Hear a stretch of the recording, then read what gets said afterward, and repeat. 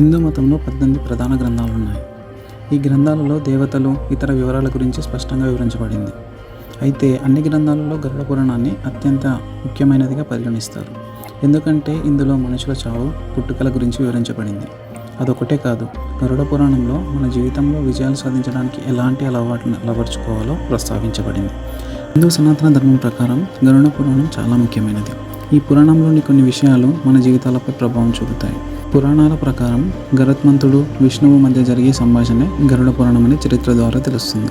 గరుడ పురాణం మానవ ఆత్మలు, నరకం, భయంకరమైన శిక్షల గురించి పూర్తి సమాచారాన్ని అందిస్తుంది.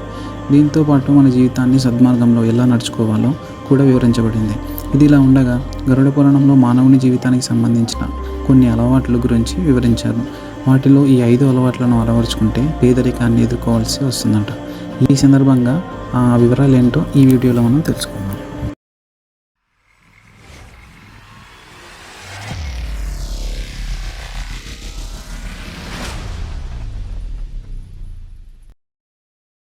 ప్రస్తుత సమాజంలో చాలామంది ప్రజలు రాత్రిపూట ఆలస్యంగా నిద్రపోవడం, ఉదయం ఆలస్యంగా మేల్కోవడం వంటి పనులు చేస్తున్నారు.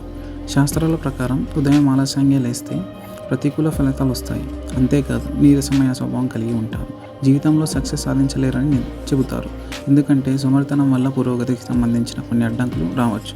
అంతేకాదు ఆర్థికపరమైన విషయాల్లో ఇబ్బందులు ఎదుర్కోవాల్సి ఉంటుంది.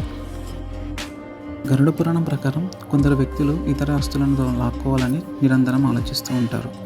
అలాగే ఎవరైతే తాము సంపాదించిన సొమ్ములో కొంత భాగం కూడా దానం చేయకుండా ఉండే వారిపై లక్ష్మీదేవి కోపంగా ఉంటుందట. అలాంటి వ్యక్తులు ఎల్లప్పుడూ మానసికంగా బలహీనంగా ఉంటారు.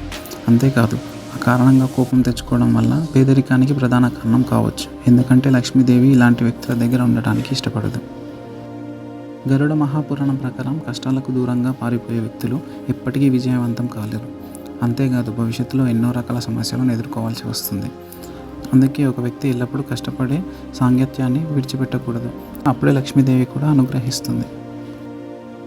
గరుడ పురాణం ప్రకారం రాత్రి నిద్రపోయే ముందు వంటగదిలో మురికి పాత్రలను, వాడిన పాత్రలను అస్సలు ఉపయోగించకూడదు. ఇలా చేయడం వల్ల మీరు శనిదేవుని ప్రతికూల ప్రభావాలను ఎదుర్కోవాల్సి ఉంటుంది. అంతేకాదు లక్ష్మీదేవి కూడా అలాంటి ఇంట్లోకి ప్రవేశించదు. రాత్రి పడుకునే ముందు ఇంట్లో వండిన పాత్రలను ఖచ్చితంగా శుభ్రం చేయాలి.